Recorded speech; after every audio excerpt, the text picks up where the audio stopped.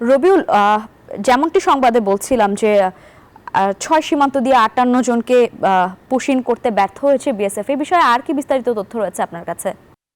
ভোর থেকে কিন্তু প্রায় লালমনিরহাটের ৩ উপজেলায় ৬টি সীমান্ত দিয়ে কিন্তু ভারত অবৈধভাবে বাংলাদেশে ভারতীয় নাগরিকদের কিন্তু পুশিন করার চেষ্টা করে। এটা কিন্তু বিজিবি এবং গ্রামবাসী লাঠি হাতে নিয়ে কিন্তু প্রতিহত করে এবং প্রায় ১৭ ঘন্টা পর গত রাত ৯টায় কিন্তু তারা এই কাঁটাতারের বেড়া লাইট অফ করে দিয়ে কিন্তু তাদেরকে এবং এবং ফিরে নিয়ে গেছে এবং তাদেরকে কিন্তু ভারতের অভ্যন্তরে নিয়ে গেছে।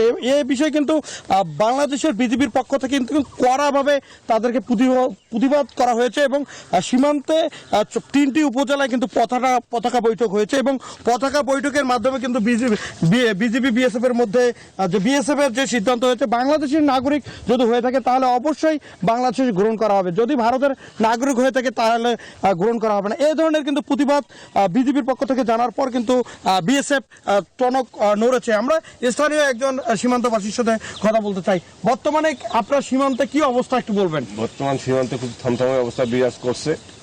কারণ আতঙ্ক কাটতেছে না। কালকে এতগুলো লোক পারাপার হইলো, লাইট মানে রাত 10টার সময় লাইট বন্ধ করে লোকগুলো ফিরে নিল। ধন্যবাদ আপনাকে। আমরা শুনছিলাম যে গতকালকে কিন্তু ৫৮ জন ভারতীয় নাগরিক, তারা কিন্তু আসামের সকলে নাগরিক ছিল এবং তাদেরকে রাত ৯টায় কিন্তু তারা বিএসএফ কিন্তু ফেরত নিয়ে গেছে। এখন কিন্তু পরিস্থিতি সীমান্তে কিন্তু একটু থমথমে আছে, মানুষের মাঝে কিন্তু আতঙ্ক